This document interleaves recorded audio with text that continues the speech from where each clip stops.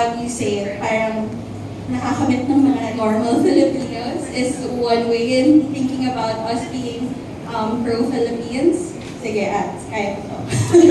I think you've seen some of it in the video. Anything we're known for is local sourcing. As much as possible, we source locally. So, Mascobado sugar, lato, calamansi, virgin coconut oil. 100% of our manufacturing is in Laguna. We're situated in Cadupa. That's where Kirsty is. So we want to provide the jobs here. It's actually a lot more challenging to manage people because we have more than 600 employees. A lot of those we could have outsourced, but then we realized if we outsource it, we won't be able to provide the living wage. So we've actually insourced, like reverse that. So our merchandisers are all in-house, our quality assurance people are in-house, just so that we can then promote these policies and more people can benefit from these policies. Galing. Okay, pro-poor. Is it also related to that, like providing jobs? Yes, I think it was so nice coming in here because a lot of the original employees were also here, like fixing everything. And many of them were from Gawad Kalinga communities. Many of them were originally from our head office, which was in Commonwealth. You've seen the stories. I don't know if I should expound, but our core policies are really the living wage because we believe that, when something is legal, like the minimum wage, it doesn't make it just right. I think we need to provide more. So that's what we've been doing since 15 years ago, even before we were even profitable. It was our commitment to say na, okay, that's not enough, so we have to provide more. Also, for me personally, because I'm a parent, having a rest day. What we don't realize, many in the retail industry, some of them only get rest days like once a month, or they never get the same rest day as their husband. So effectively, they're like OFWs because they never see each other. So we've made it a company policy. On Sunday, everyone's resting, just so we can all be together with our families and not have to. Kasi diba, parang ang weird naman nun, on Sunday, if you're working in a mall, tapos nakikita mo yung mga families, they're relaxing, they're being with their kids, pero ikaw, 12 hours pa, bago ako makapahinga. Parang gano'n. So that's really one of our core advocacies. I just also want to add, because every month or twice a month, one of the things that we do is us founders, we would have like kapihan or like the manufacturing plant workers. So I kind of hear their stories and how their lives have changed. So I guess one thing that's huge is the job security, because they're no longer contractual workers, even if they've spent, let's say, 12 years of their lives in like another manufacturing plant, but they could just, be fired at any point in time. But now you kind of see their development. They started as, let's say, just a dispenser, and then you hear that they're able to save up enough for their homes and save up enough for a motorcycle. And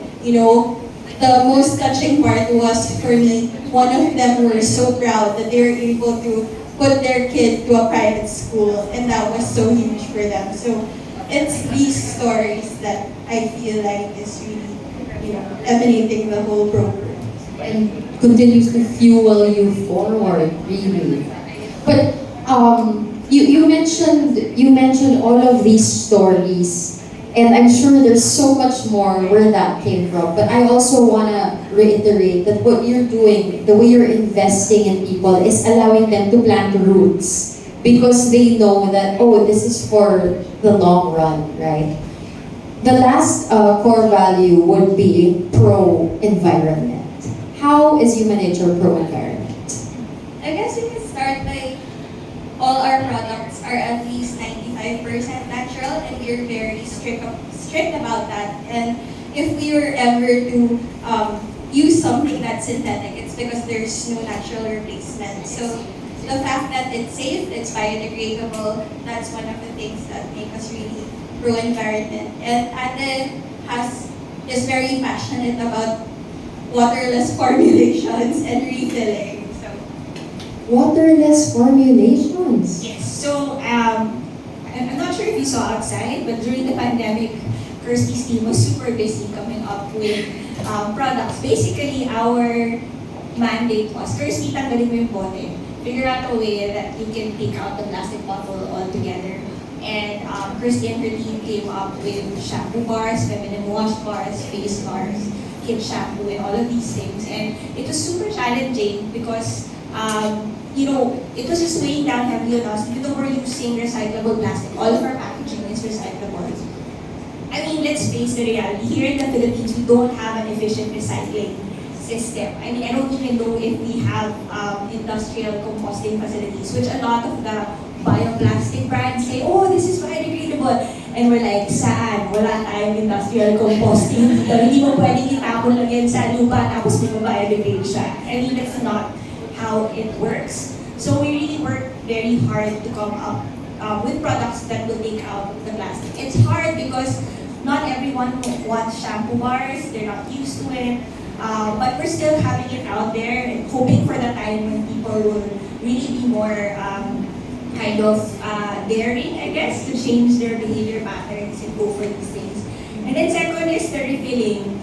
We've been working with and trying to lobby with FDA even before the pandemic to allow the refilling of shampoos. Because my question is, how come we can refill water but we can't refill shampoo? Diba? It's so weird. The water you drink, the shampoo you just put on your hair.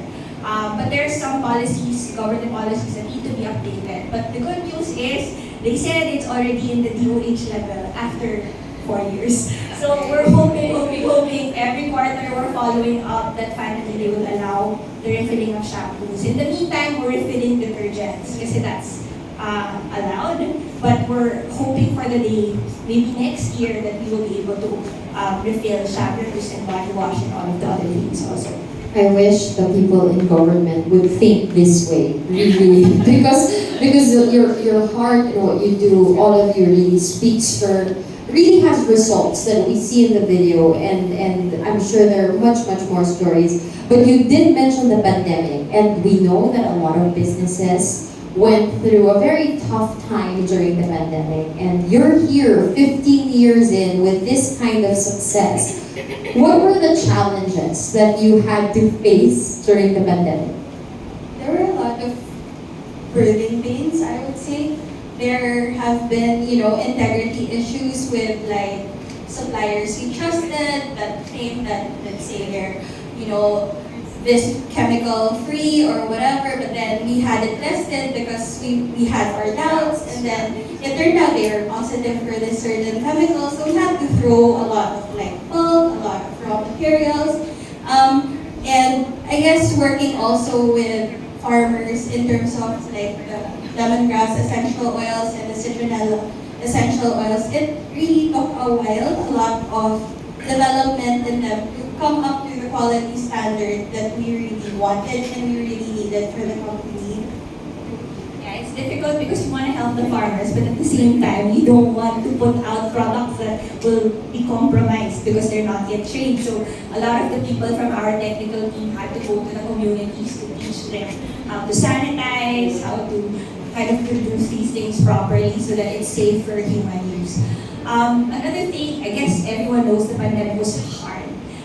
In fact, we almost didn't survive the pandemic. We were very close to, really closing shop. And one of the things that got us to that point was that our decision not to lay anyone off.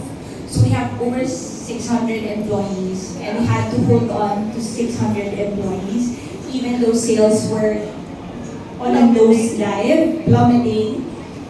So we had a lot of belt tightening measures. So a lot of our leadership, the three of us included, we took pay cuts for a long time.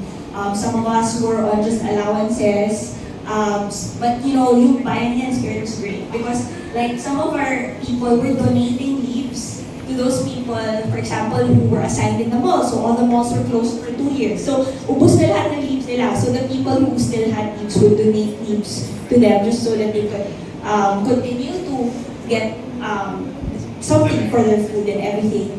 But I'm so glad that there's so many influencers here because it was actually a TikTok video that saved us. It was sometime in 2021 when we were looking at our balance sheet, we were looking at our cash flow, and we're like, we're not gonna make payroll next week. What are we gonna do? And then we're like, okay, so my husband, who's a finance guy, was already looking at, okay, so these are the people who have savings, maybe if we talk to them, we can lay them off, ganyan. But then, he just couldn't do it. He just couldn't do it. So he was like, okay, I'm gonna pray, ganyan. And then just that same week, something in TikTok exploded. It was our sunflower oil coupled with a milk scrub.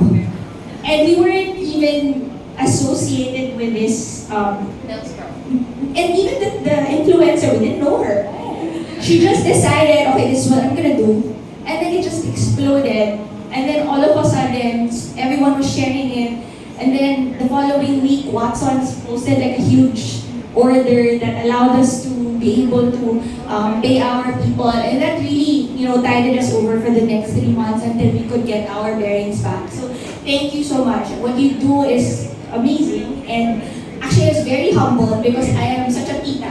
I'm so old that I really do not know from how to do TikTok and everything. And I'm only on TikTok. You were so resistant. And I'm so resistant.